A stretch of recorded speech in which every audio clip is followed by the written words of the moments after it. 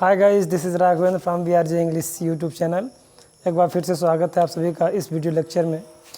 पिछले वीडियो में गाइस हमने देखा था सिंपल सेंटेंस को बनाने के कुछ बेसिक्स तैयार करवाया गया था, जिसमें WH family member, form of verbs, इन सब को तैयार कर लेने के बाद आज हम लोग शुरू करेंगे सिंपल प्रेजेंट सेंटेंस, सरल वर्तमान वाक्य। इसकी जो वर्ब्स यूज होनी है वो है इज़, एम, आर अफर्मेटिव में, निगेटिव में is not, am not, are not. इसका प्रयोग हम करते हैं थर्ड पर्सन सिंगुलर सब्जेक्ट्स के साथ, जो कि है ही, सी, इट, राम, सीता। एम का प्रयोग आई के साथ करते हैं। आर का प्रयोग किया जाता है we, you, they, boys, girls या ऐसे ही प्लूरल नाउन्स के साथ। तो सबसे पहले अब हम इसके आइडेंटिटी को देख लेते हैं, मीन्स पहचान।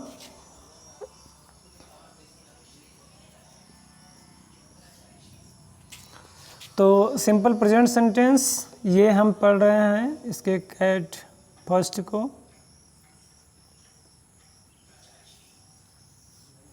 कैट फर्स्ट की पहचान होती है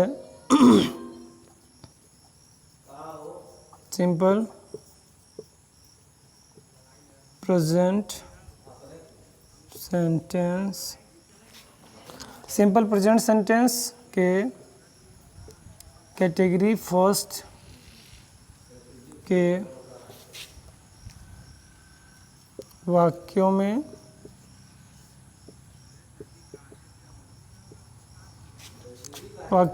सब्जेक्ट के स्टेट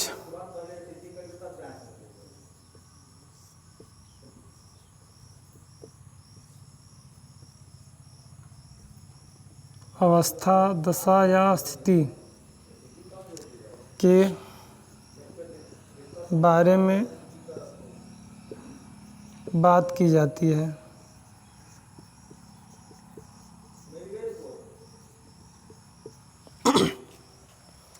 तो ये इसकी पहचान है। अगर सिंपल प्रेजेंट सेंटेंस के मेन कोड की बात देखें तो है, हूँ, हो लगा रहता है सेंटेंस के एंड में। और पहचान है सिंपल प्रेजेंट सेंटेंस के कैटेगरी फर्स्ट के वाक्यों में सब्जेक्ट के स्टेट यानी अवस्था या दशा स्थिति के बारे में बात की जाती है। पहचान को जान लेने के बाद अब हम इसके स्ट्रक्चर की बात करेंगे। तो यहीं पर हम स्ट्रक्चर इसका लिखेंगे, affirmative, negative, interrogative, interrogative, negative. क्योंकि ये फर्स्ट सेंटेंस है सिंपल प्रेजेंट सेंटेंस, तो अभी हमें इसके स्ट्रक्चर को लिखना ज़रूरी है। हालांकि लिखा तो सभी का जाएगा, बट इनका यूज़ इस पर मतलब हमारे ये जो स्ट्रक्चर्स होंगे इनको फॉलो करना नहीं होगा, क्योंकि जिस यूनिक तरीके से हम लोग इसको बनाएंगे वो एक दो बार बना लेने के बाद हर सेंटेंस में आपको वो स्वतः अपने दिमाग में फिट हो जाएगा। तो आइए स्ट्रक्चर को देख लेते हैं। Subject plus is, am, are plus OW। Negative subject plus is, am, are plus not plus OW। Interrogative की बात करेंगे तो WH वाली ब्रैकेट में अगर होगा तो, नहीं तो is, am, are plus subject, is, am, are plus subject plus OW plus question mark. Interrogative negative में WH वाली मेंबर ब्रैकेट में होगा is, am, are plus subject plus not plus OW plus question mark.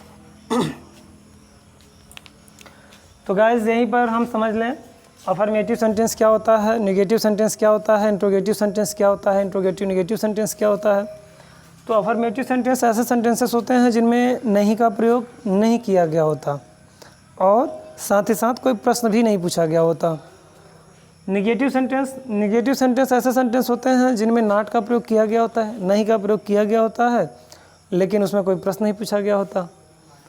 और interrogative sentence की बात करें तो interrogative sentence में प्रश्न पूछा गया होता है और नहीं का प्रयोग नहीं किया गया होता है। और इंट्रोगेटिव निगेटिव वो सेंटेंस होते हैं जिनमें प्रश्न भी पूछा गया होता है और साथ ही साथ क्वेश्चन भी, प्रश्न तो पूछा गया होता है, साथ ही साथ नॉट का भी प्रयोग किया गया होता है। तो इन्हें जान लेने के बाद अब आइए हम कुछ एग्जाम्पल्स को करते हैं। तो इसको हम इरेज कर देते हैं स्क्रीनशॉट। तो गाइज आइए इसके एग्जाम्पल्स को देखते हैं। तो एग्जाम्पल है, वह मेरा दोस्त है।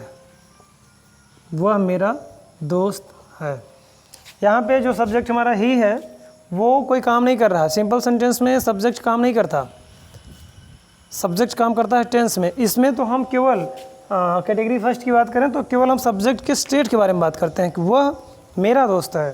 तो हम सबसे पहले लिखेंगे, चूँकि ये सेंटेंस गाइस अफर्मेटिव सेंटेंस को पहचानने के कई तरीके हैं। जैसे सेंटेंस की शुरुआत सब्जेक्ट से होगी और हमें पंक्चुएशन मार्क्स पर ध्यान देना है। लास्ट में जो हिंदी का पूर्ण विराम दिख रहा है, अगर किसी भी सेंटेंस के एंड में ये साइन है तो हमेशा सेंटेंस की शुरुआत हर कंडीशन में सब्जेक्ट में ही होनी है।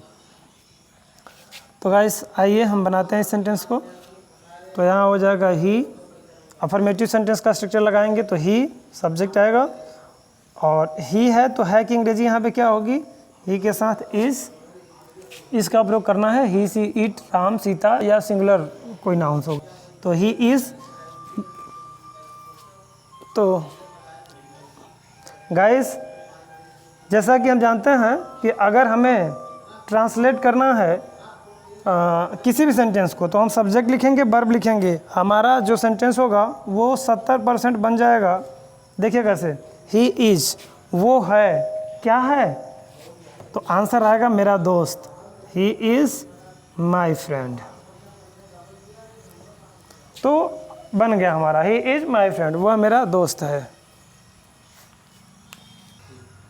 तो गाइस अब दूसरा एग्जांपल हम देखते हैं। तो दूसरा एग्जांपल हमारा है, पापा घर पर हैं। पापा घर पर हैं। तो about home we are talking about father, dad. Okay, एक बार फिर से ये सेंटेंस देखें। ये जो साइन है फुल स्टॉप की है, पूर्ण विराम की है। तो जब भी किसी सेंटेंस के एंड में ये साइन आता है पूर्ण विराम का, तो हम सेंटेंस की शुरुआत हमेशा सब्जेक्ट से ही करेंगे। तो हम लिखेंगे डैड, डैड मीन्स पापा। अब हैं की अंग्रेजी हम डैड के अनुसार लिखेंगे तो इज, बस हो गया, 70% हमारा बन गया। जैसे हम सब्जेक्ट और वर्ब लिखते हैं हमारा सेंटेंस 70% कंप्लीट हो जाता है। तो डैड इज, पापा हैं, स्वतः आंसर आ जाएगा कहाँ है, तो डैड इज एट होम। अगर सेंटेंस निगेटिव हो जाए, जैसे मोहन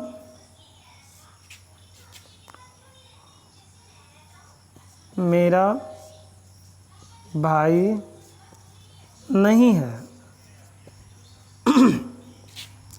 तो हम लिखेंगे मोहन। मोहन के हिसाब से जो वर्ब आना है वो आएगा इज़। मोहन इज़, मोहन नहीं है, मोहन है, माफ़ करें निगेटिव है तो नॉट। मोहन, मोहन नहीं है, मोहन नहीं है, क्या नहीं है मोहन, तो आंसर आएगा मेरा भाई। तो हम यहाँ पे लिखेंगे Mohan is not my brother. एक और सेंटेंस लेते हैं निगेटिव का।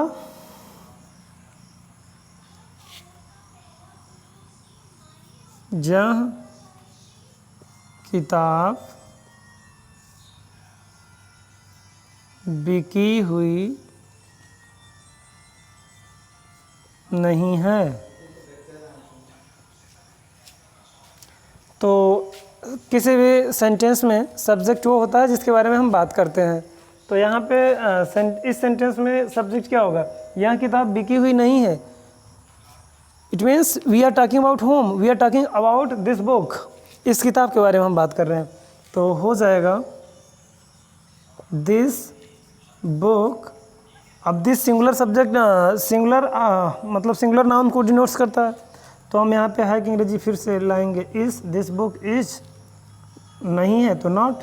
बस जैसे ही हमने सब्जेक्ट को लिखा और वर्ब को लिखा, हमारा 70% ट्रांसलेट कंप्लीट हो गया, ट्रांसलेशन कंप्लीट हो जाता है। तो दिस बुक इज़ नॉट, यह किताब नहीं है। क्या नहीं है यह किताब? बिकी हुई। बिकी हुई के लिए हमने अभी पिछले वीडियो में बताया था sold. This book is not sold.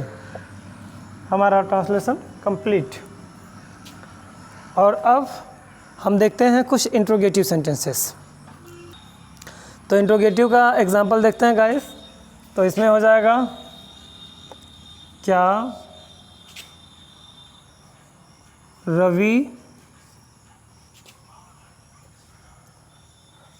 Ravi अध्यापक हैं? क्या रवि अध्यापक हैं? तो गाइस इस क्वेश्चन में, इस सेंटेंस में, ये जो सेंटेंस है यहाँ पे, इसमें प्रश्न पूछ लिया गया है। और हम जानते हैं कि कोई भी व्यक्ति हमसे सिर्फ 2 तरह के प्रश्न पूछ सकता है। एक ऐसा प्रश्न पूछता है जिसका आंसर, जिसका रिप्लाई हम यस या नो में देते हैं, और एक ऐसा प्रश्न पूछता है जिसका रिप्लाई हम यस या नो में नहीं दे पाते, हमें एक्सप्लेन करना होता है। इट मीन्स बताना पड़ता है। तो जब हम किसी क्वेश्चन का आंसर यस या नो में देते हैं तो सब्जेक्ट के हिसाब से हेल्पिंग वर्ब को हम सेंटेंस के प्रारंभ में लिखते हैं। लेकिन अगर कोई ऐसा प्रश्न पूछ लिया गया जिसका उत्तर हम हाँ या ना में नहीं दे पाते, तो हम उस शब्द को सबसे पहले लिखते हैं जिस शब्द से प्रश्न पूछा गया होता है। तो आइए देखते हैं ये किस तरह का प्रश्न है। क्या रवि अध्यापक है? क्या रवि अध्यापक है? अगर हम जानते होंगे तो बताएंगे कि हाँ रवि अध्यापक है। अगर नहीं जानते होंगे तो कह देंगे कि नहीं जानते। तो यहाँ पे यस या नो में आंसर दिया जा रहा है। इसका मतलब ये है कि जो सब्जेक्ट है, वी आर टॉकिंग अबाउट, हम बात कर रहे हैं किसके बारे में? रवि के बारे में। तो रवि एक व्यक्ति का नाम है, तो उसके हिसाब से सहायक क्रिया आपकी जो होगी इज़, वो बाहर आएगी, इज़ रवि। तो देखें हमने सब्जेक्ट भी लिख लिया, वर्ब भी लिख लिया। और जैसा कि अभी तक हमने बताया है कि अगर हम सिंपल सेंटेंस लिख रहे हो, चाहे फिर टेंस पढ़ रहे हो, चाहे सिंपल सेंटेंस पढ़ रहे हो, अगर हमने सब्जेक्ट और वर्ब लिख लिया, इस सही लिख लिया, तो इसका मतलब ये है कि हम अपने काम को 70% तक कर चुके हैं। आइए देखते हैं इज़ रवि। और गाइस एक बहुत ही इम्पोर्टेंट बात है ध्यान देने योग्य, कि जब भी आपका वर्ब सेंटेंस के प्रारंभ में आता है, सब्जेक्ट से पहले आता है, तो वो सेंटेंस के शुरू वाले शब्द का और सेंटेंस के लास्ट वाले शब्द का, दोनों का अर्थ देता है। देखें कैसे।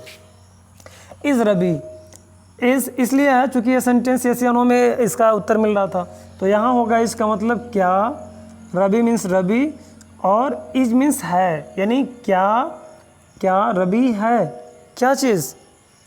अध्यापक और टीचर। तैयार है? Is Ravi a teacher. दूसरा क्वेश्चन, क्या तुम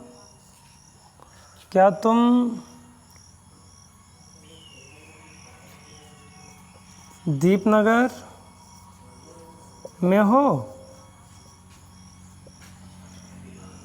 क्या तुम दीपनगर में हो? अगर वो व्यक्ति दीपनगर में होगा तो बोलेगा यस है, अगर नहीं है तो बोलेगा नहीं, नो नहीं है। इट मीन्स इस क्वेश्चन का आंसर हम हाँ या ना में दे पा रहे हैं। तो हम लिखेंगे यू के हिसाब से हेल्पिंग वर्ब या वर्ब जो भी है आपका आएगा आर यू। सब्जेक्ट लिखा, वर्ब लिखा, आपका 70% एग्जाम्पल जो ट्रांसलेशन है वो तैयार है।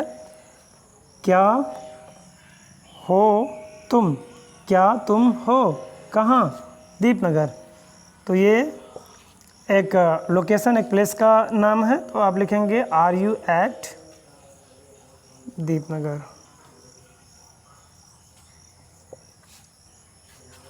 अब हम ऐसे प्रश्न देखते हैं जिसका रिप्लाई एस या नो के फॉर्मेट में नहीं दिया जा सकता, उसे एक्सप्लेन करना पड़ेगा। तो एग्जाम्पल है तुम्हारा भाई कहाँ है? तुम्हारा भाई कहाँ है? गाइस, इस क्वेश्चन का रिप्लाई, इस प्रश्न का उत्तर हम हाँ या ना में नहीं दे पाएंगे। तुम्हारा भाई कहाँ है, अगर कोई पूछे तुम्हारा भाई कहाँ है और हम कह दें यस, या फिर पूछे तुम्हारा भाई कहाँ है हम कह दें नो, तो सोचिएगा कि ये मतलब कैसा, किस तरह से रिप्लाई दे रहा है। तो तुम्हारा भाई कहाँ है, इस प्रश्न का उत्तर हम हाँ या ना में नहीं दे पाएंगे, हमें बताना पड़ेगा कि ये भाई कहाँ है। तो जब बताना पड़ जाए, हम यस या नो में आंसर ना दे पाएँ किसी प्रश्न का, तो जिस शब्द से प्रश्न पूछा गया होगा उसकी अंग्रेजी सबसे पहले हम बनाते हैं। तो हम लिखेंगे वेयर। अब तुम्हारा भाई यानी सिंगुलर सब्जेक्ट है, तो यहाँ पे आएगा is. Where is your brother.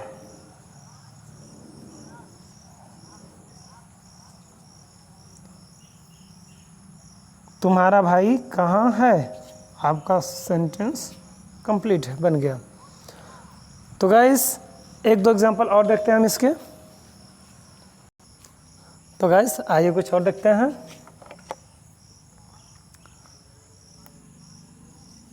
Madan किसके साथ है?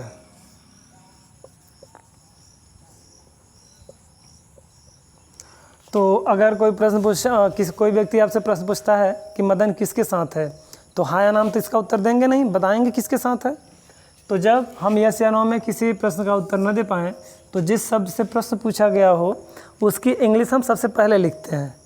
तो हम लिखेंगे किसके साथ, विद होम। बात की जा रही है सेंटेंस में मदन की, इट मीन्स मदन इस सेंटेंस का सब्जेक्ट है, तो मदन के हिसाब से सिंगुलर सब्जेक्ट आएगा is. With home is Madan. एक और सेंटेंस लें।